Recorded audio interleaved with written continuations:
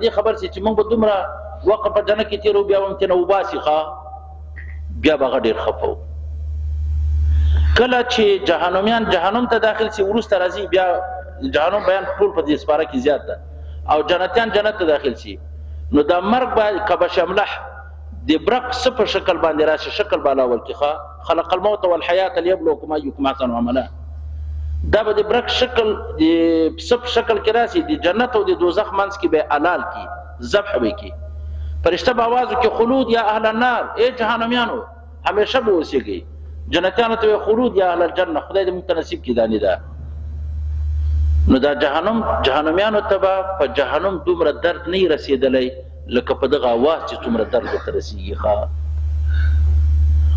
دغه आवाज باندې چې څومره درد دوی ته رسیږي کنه دومره په اور باندې نه ورته رسیدلی وان الفجار الله وی کافران لفی جحیم یصلونها یوم الدین داخلیږي به یصلونها یوم الدین داخلیږي به دغه جهنم لره په ورځ د قیامت باندې وما هم عنها بغائبین او دوی به نه دي دغه اور نه بغائبین خارجین وتونکي به نه وي وما ادراک ما یوم الدین ګوره دا د عظمت لپاره د استفهام ده وما ادراک ما یوم الدین ای شیء جعلک داریا کوم شي تعالی را پوی کړی ده ما یوم الدین څه د ورځ د جزا بیا ګوره علاوه ثم ما ادراک ما یوم الدین کوم شي پوی کړی ده تعالی را څه د ورځ د جزا الله څه وایي یوم لا تملک نفس لنفس په دغه ورځ باندې مالک نه دی یو نفس لنفس دی یو بل نفس د منفعت لپاره شیئا دی یو شي منفعت هم نشي ورکولی بل ته اوس تاسو به چې شفاعت وکېږي که نه ولې نفس به ورکوي هغه د پیغمبران موږ ته شفاعت کوي علما به کوي شهدا به کوي نه هېڅوک هم بغیر د الله د اجازت نه شفاعت نشي کوي نه پیغمبر کولی شي نه شهید کولی شي نه عالم کولی شي الله نه به اجازت اخلي هېڅوک هم یو بل ته په خود سره نه څوک کولی شي بادشاهان کولی شي چې چاته منفعت ورکړي نشي کولی دا الله وایي چې دا تاسو ته معلومه ده څه د ورځ د جزا نو الله وایي یوم دغه ورځ لا تملک نفس مالک به نه یو نفس لنفس د یو نفس دپاره شیئا د یو شي د منفعت نه یو شی د منفعت بل ته نشي رسولی مور زوی ته زوی پلار ته دې ته نشي رسولی بادشاه رعیت ته نشي رسولی نو بیا به څنګه وي والامر حکم یومئذ په دغه ورځ لله سوا د الله نه بل هېچا سره نشته دغه ورځ داسې ورځ راځي چې بیا لکه بادشاهي کار نه کوي رئیسان هم کار نه کوي بادشاهي وزیران کار نه کوي هېڅوک به هم نه سوا د الله نه لمن الملک اليوم لله الواحد القهار ډېر زور نه ده کې لله الواحد علم غصه وي څوک منفعت نه کوي سفارش هم نه کېږي ولا نو ډېر مشکلات دي لږ وایو مولي صاحبانو دا لږ ونته وایو سورت مطففین دا مکی سورت ته لږ به کم هغه کوو چې دا یو سپاره خو خلاصه سي سورت المطففین دا مکی سورت ته 14 آیاتو باندې سره مشتمل ده دا ترتیب جمع عثماني سره 3 سورت حضرت عثمان لیکلی په اعتبار د نزول سره 8 سورت رب ذوالجلال نازل کړی مسلمانانو ورونو مناسبت بالکل واضح ده والامر یومئذ لله التم قیامت بیانو دلته الله وایي دغه جمعنې زه بس کومه هم یوم یقوم الناس لرب العالمین دلته بیان د قیامت ته بسم الله شروع کوم په نام د الله هسې الله چې رحمان ده په مؤمنانو باندې رحمان ده په دنیا کې په مؤمنانو او کافرانو باندې دنیا کې الله تبارک وتعالی رحم په مؤمن هم کوي په کافر هم کوي په کافر باندې لږ موږ نه زیات کوي وجدا د خپل کور کې خلک نعمتونه خامخا کوي کافران دا دنیا ده اخرت به نشته اخرت خو ډېر تکالیف دي په خدای مې د قسم ده چې دا کافران په خپل کفر یې پښیمانه شي او په دې بادشاهي خلاف دي ولا هغه مسلمانان هم والله چې پښیمانه شي چې چا کافر ته ښه ویلي موږ ډېر کمزوري مسلمانان وایي کافران ډېر ښه عادلان دي د امریکې برطانیې ته چې لاړ شي بیا چې راشي وایي دا ډېر ښه عادلان دي د سپیو حقوق هم ادا کوي او عدل الشرک کفر نه جمع کېږي ان الشرک لظلم عظیم الله مشرکان ډېر غټ ظالمان دي او بیا د افسوس خبره دغه وي ما د په خدای قسم چې کافرانو ته الله ډېر په غوسه ده نو چې څوک انډیوالي ورسره کوي ته څه وایې چې هغه ته به نه غوسه او هغه ته ډېر غوسه کېږي ما پرون ولا ترکنو الی الذین ظلموا الیه افسوس په دغه دغه یهود نصارا دا کافران دي که نه دي ما ته خو پته نه لګېږي دا رښتیا ووایه دا کافران دي. او دغه کې دا تمام مفسرین چې تاسو را نقل کړي د الحمدلله ماته نه راځي. ته وایه اهدنا الصراط المستقیم وایه که نه ولا الضالین. دا غیر المغضوب علیهم ولا الضالین نه څوک مراد دي؟ صحیح. تاسې خپله قضاوت وکړئ. په مانځه کې یو سړی مسلمان ده، اسمي مسلمان ولاړ ده، وی خدای ماته نیغه لاره وښیه، نه لاره د یهودو نه د نصارو، بیا چې مانځه نه فارغ شي د ده حفاظت کوي، ده سره منډې وهي، دا په ځان لعنت نه ده، دا دروغ نه دي. مانځه کې څه وایي؟ خپله وایي که نه، زه خو نه وایم، دی وایي غیر المغضوب علیهم ولا الضالین. دې نه څوک مراد دي؟ همدا یهود نصارا امریکایان برطانویان ته نه مراد دي. بیا چې له مانځه نه راپارېږ شي که نه، بیا د چا حفاظت کوي؟ د دغه غیر المغضوب علیهم ولا الضالین په کاسه یې ورسره خوري. او په ایمان یې وایه چې څوک دوی سره برتي وو یا ورسره کیني جګېږي، په ایمان په کلي وطن کې فخر افتخار نه کوي. فخر افتخار هم کوو چې څوک چا ته قرب لري. دې انډیوالانو ته چې چا قرب پیدا کړی و هغه ډېر تکړه خلک وو، هغه د معاشرې تکړه خلک وو او عزتمن خلک یې نه وو. ما په خدای قسم چې دنیا کې څومره عزت کړی دومره به د الله یې ورې ذلیل کوي. الله تبارک وتعالی کافران الله نه مني.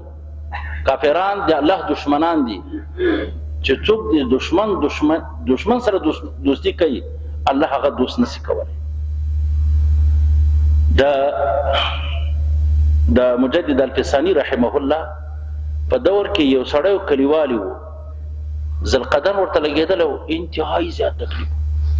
مور یې ورته راغله، ټول کلیوال ورته راغلل چې کلمه ووایه، کلمه شهادت په خوله نه راتلله. دا مجدد الفسانی رحمه الله ورته راغله، دا خو د معاشرې لوی سړی و، وایي ته ورته راسه. ده چې څومره ورته ویلي وایي قل اشهد ان لا اله الا الله، هغې انکار کوه. دی چې کله مراقبه سو، د مراقبې کې دا ورته معلوم سو وایي دې سړي ته الله تعالی ایمان نه نصیب کوي. وجه دا ده چې د ده زړه تور سوی ده په محبت د کافرانو کې، الله توفیق نه ورکوي. او دغسې وقایع په د پاکستان کې یو ځل پېښ هم سو چې چا د دنیا کې د کافرانو محبت، ثقافت، د هغوی اخلاق عادات سره محبت وي که نه، یو ری به کلمه خوله په کلمه شهادت بندېږي، کلمې ګورئ ذوالقدر وخت کې. او زه ته علامات هم ښودلی سم، خو بیا به پرې ډېر زوبل سي، وبه شرمېږي چې ولا ملا ویلي وو د خو خاتمه کفر باندې ده. او بله واورئ، ډېره تاسو احتیاط دا وکئ چې عالم طالب سره بغض مه پیدا کوئ. کوم سړی چې د عالم سره بغض وي، ګوره خاتمه په کفر باندې چې کېږي د دې ډېر اسباب دي. یو د اسبابو دا ده چې دنیا کې چا بغض عالم طالب سره و، خاتمه په کفر کېږي. نو زور لګول ډېر احتیاط پکار ده. ګوره یو خلکو د رسول الله په وخت کې قرآن به یې لیکه رسول الله سره، خو ګوره الله تبارک وتعالی خاتمه په کفر کړله. که یو سړي سوونه کلونه په دین کې تېر کړي، خو چې الله ورته غصه سو که نه کافر کوي، بیا به کفر کې پوهېږي هم نه، کافر به ځي. نو الله دین سره ډېر محتاط اوسېدل پکار دي، ډېر په عاجزۍ باندې اوسېدل پکار دي. هر وخت کې ځان الله ته محتاج کېدل محتاج پکار ده چې ځان محتاج کړي. و خلکو که تاسو کوم علمونه کړي، دا مونږ کړي دي، بل چا کړي، علم سړی نشي خلاصولی.